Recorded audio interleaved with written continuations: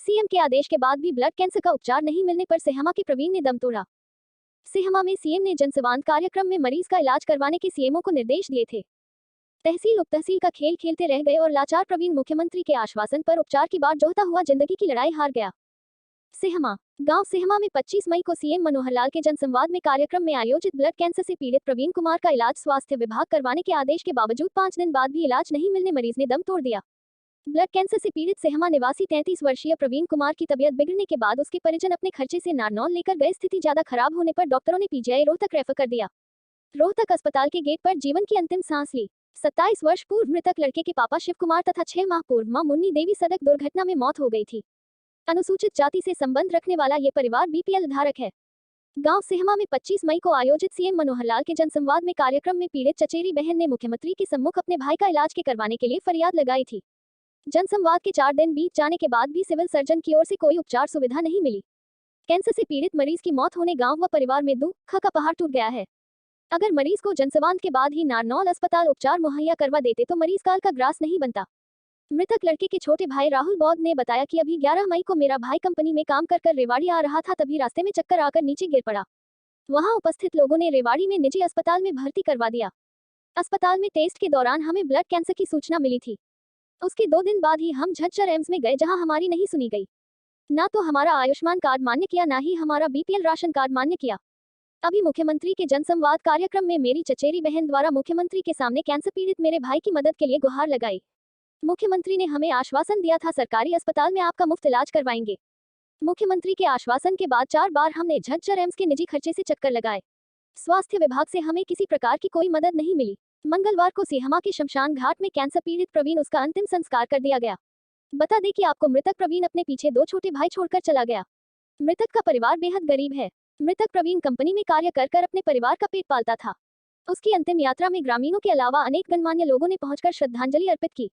नेता और अधिकारी तहसील उपतहसील का खेल खेलते रह गए और लाचार प्रवीण मुख्यमंत्री के आश्वासन पर उपचार की बाट जोहता हुआ जिंदगी की लड़ाई हार गया।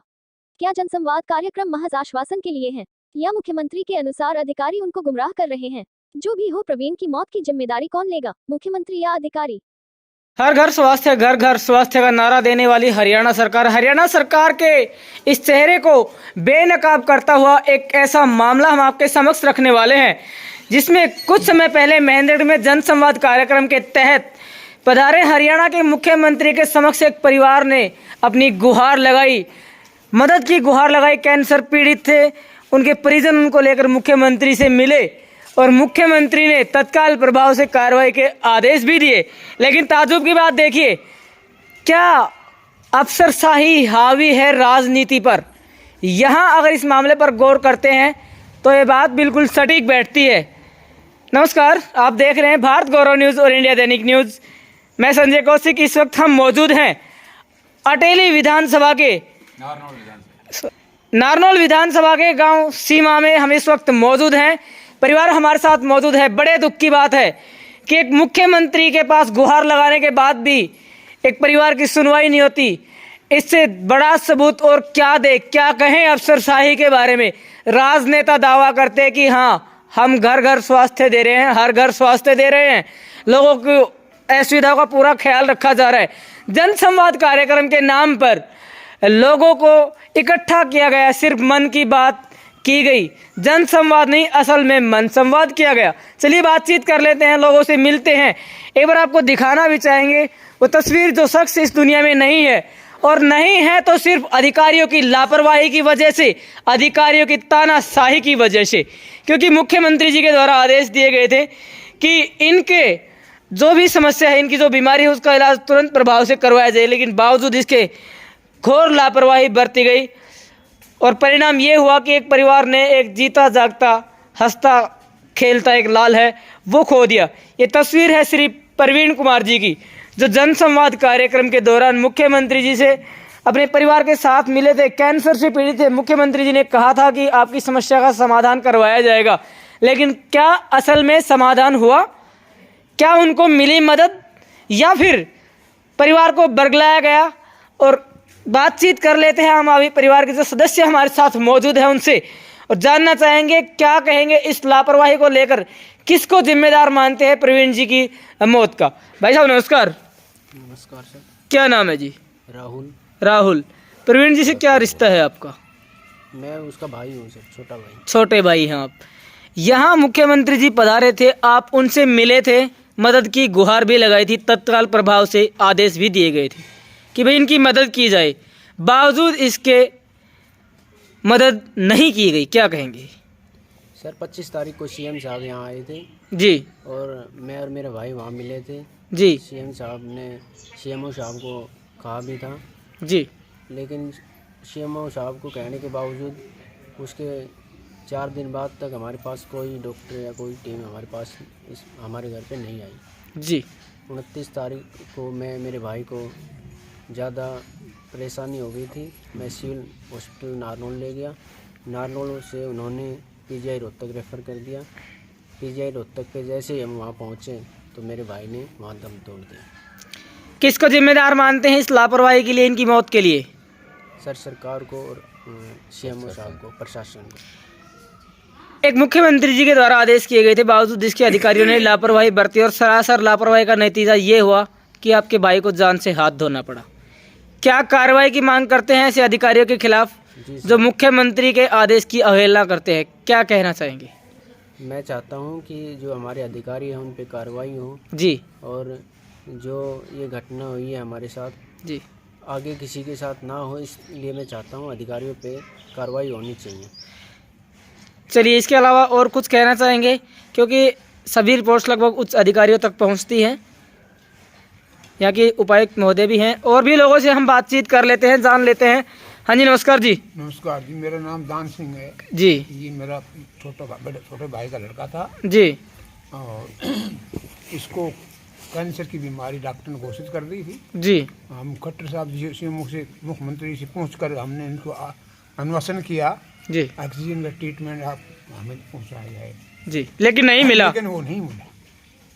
अब हम यही कहेंगे प्रशासन को कि यही एक कमाने वाला था, बड़ा था, इसके सिवाय कोई भी नहीं छोड़ते, पूरे कुनबे को अपने रखा था। हुआ दुनिया में नहीं है, जिन बच्चों को नौकरी मिलनी चाहिए, ये छोटे भाई है, ये बेघर हो गए। क्या कारण है सर, सुनवाई क्यों नहीं हुई? आखिर एक सीएम के आदेश के बावजूद भी सुनवाई नहीं हुई, क्या कारण है? ये तो प्रशासन बताएगा, हमें कोई डॉक्टर नहीं मिला और डॉक्टर के नहीं मिलने का कारण इसने दम तोड़ दिया। कमी किसकी है इसमें?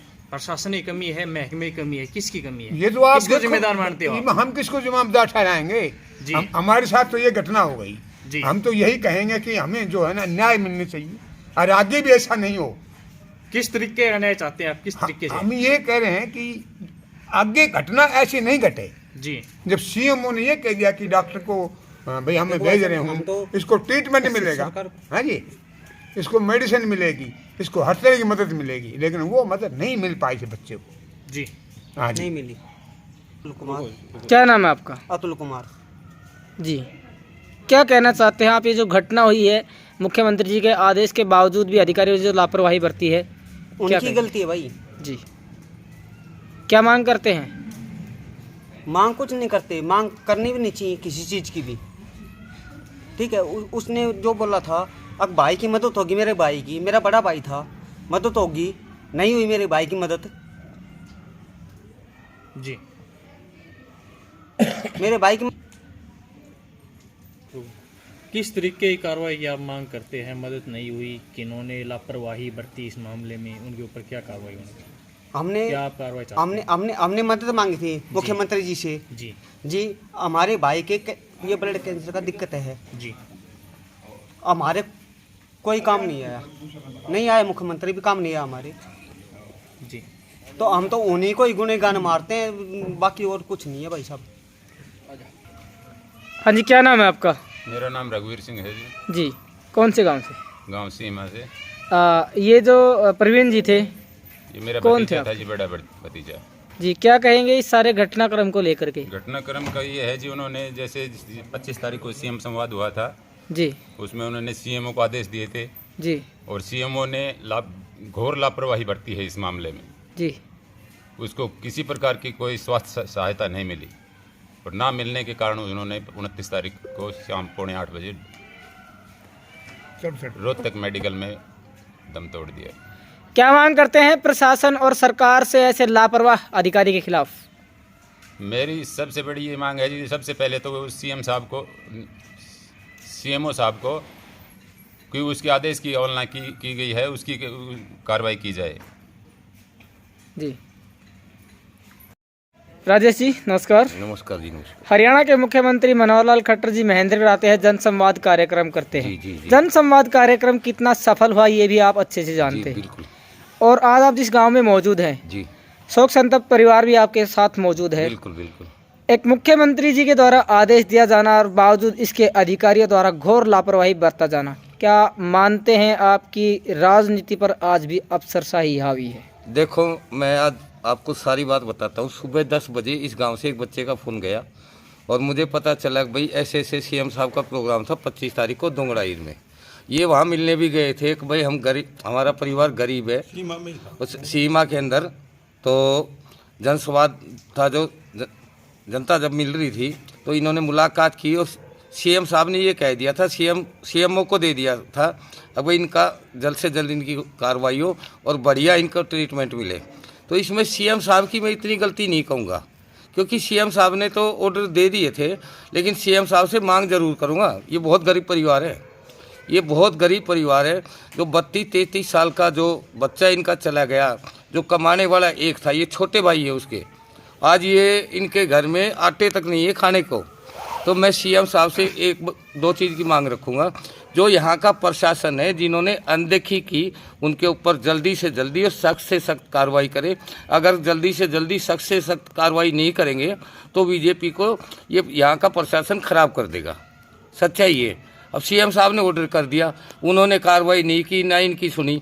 सीएम साहब का 25 तारीख को प्रोग्राम, 29 तारीख को इनका भाई एक्सपायर हो गया 4 दिन बाद। तो ये बड़ा दुख है। और सीएम साहब से मैं एक मांग जरूर करूंगा, हाथ जोड़ के प्रार्थना करूंगा सीएम साहब से। सीएम साहब, ये बहुत गरीब परिवार है, इनके परिवार में एक बच्चे को कम से कम डीसी रेट पे तो नौकरी मिले। चाहे चपड़ासी लगा दो, चाहे कुछ भी लगा दो, लेकिन डीसी रेट पे इनको ज़रूर लगाया जाए। ये परिवार बहुत गरीब है। इस टाइम इस परिवार को एक नौकरी की ज़रूरत है। और मैं सरकारी नौकरी वैसी नहीं मांग रहा, इनको फौज में लगा दो या हरियाणा पुलिस में लगा दो। डीसी रेट की जो नौकरी होती है वो तो कोई बड़ी बात नहीं है, वो तो यहाँ का डीसी भी लगा सकता है। तो मैं यहाँ के प्रशासन से और सीएम साहब से, जितने भी राजनीति आदमी है, सभी से मैं डिमांड करूँगा, भाई डीसी रेट पे इनको नौकरी लगाया जाए। और इस दुख की घड़ी में भगवान से प्रार्थना करूँगा, इनको हिम्मत दे। और जो ये हमारा छोटा भाई चला गए, इस छोटे भाई को अपने चरणों में स्थान दे। और जैसे माता बहनें बैठी हुई है, मैं ज़्यादा कुछ कह नहीं पाऊँगा, क्योंकि उनके जैसे मैं देख रहा हूँ, उनकी आंखों से आंसू है, क्योंकि वो इसलिए रो रही है, कमाने वाला एक था, अब गुजारा कैसे होगा।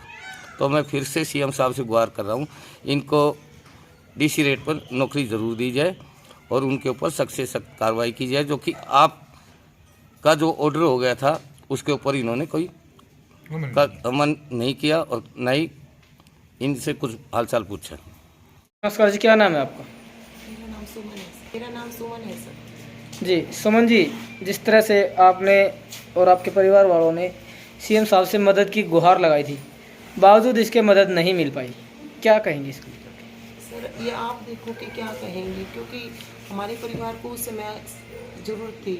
और ये उस टाइम जो सीएम साहब का जो यहाँ पे दौरा था, तो उसमें जो बात रखी गई मदद के लिए कि भी हमें मदद की ज़रूरत है, लेकिन इसके बावजूद भी प्रशासन ने उस पर कोई कार्रवाई नहीं की। हम सीएम साहब की कोई गलती नहीं बता रहे, क्योंकि उन्होंने तो आश्वासन दिया था, लेकिन सीएमओ साहब ने क्या किया। आज हमने अपने छोटे भाई को खो दिया है। हम ये नहीं चाहते कि जो हमारे साथ हुआ वो किसी और के साथ हो। जब मुख्यमंत्री की बात को ही पूरा नहीं किया जा रहा, तो आम जनता के साथ तो क्या व्यवहार हो रहा होगा, ये तो सबके सामने बात आई हुई है। क्या मांग करते हैं जिन अधिकारियों ने लापरवाही बरती है सरकार और प्रशासन से? किस तरह की कार्रवाई ऐसे अधिकारियों के खिलाफ चाहते हैं आप, जिन्होंने जानबूझकर इस मामले में लापरवाही बरती? सबसे पहले तो हम ये चाहते हैं कि जो लापरवाही का हमने आज देखा है वो किसी और के साथ ना हो, क्योंकि आज हमने अपने छोटे भाई को खोया है। इसलिए हम ये नहीं चाहते कि जो कार्रवाई हमारे साथ उचित व्यवहार से नहीं हुई वो किसी और के साथ ना हो। उसके लिए मैं ये चाहती हूँ कि भाई जो भी है इस परिवार को न्याय दिया जाए, क्योंकि हमारे जो भाई था ये सबसे बड़ा था और यही एकमात्र स्रोत था कि परिवार को जो ये चला रहा था। 2 छोटे भाई हैं, उनके साथ कोई न्याय हो ताकि उनको कोई ऐसा कोई काम दिया जाए वो परिवार स्मूथ चल सके और आगे भी निकट भविष्य में किसी के साथ इस तरह की वारदात ना हो। तो ये कार्रवाई उचित होनी चाहिए। किसी प्रकार की आर्थिक मदद की मांग करते हैं सरकार से। बिल्कुल सर, आर्थिक मदद की मांग ये है कि जो कमाने वाला बच्चा था वो परिवार से चला गया है, दोनों भाई छोटे हैं, तो परिवार को आर्थिक मदद मिलनी चाहिए। उसके लिए मैं यही चाहती हूँ कि सरकार 2 में से नहीं तो 1 बच्चे को तो नौकरी का जरूर कोई प्रावधान बने। नौकरी के लिए हम ये नहीं चाहते कि हम बहुत बड़ी नौकरी की मांग रख रहे हैं, कोई भी छोटी नौकरी जिससे इस परिवार का गुजारा हो सके, जो वो परिवार छोड़ के गया है उस परिवार को आगे बढ़ाया जा सके। उसके लिए मैं ये चाहती हूँ कि कोई भी एक ऐसा सहारा इस परिवार के लिए दिया जाए। मुख्यमंत्री साहब की वो बात तो पूरी नहीं हो पाई, वो तो हम अपने भाई को खो चुके हैं, कम से कम उस परिवार को आगे बढ़ाने के लिए कुछ ना कुछ तो सोचा जाए। तो मैं यही चाहती हूँ कि कोई भी छोटी नौकरी ऐसी हो जो इस लेवल की हो कि ये एक्सेप्ट कर पाएँ और सरकार भी सही अपने तरीके से दे पाए तो इस परिवार को आगे बढ़ा सके। नमस्कार जी। क्या नाम है आपका? रेणुका।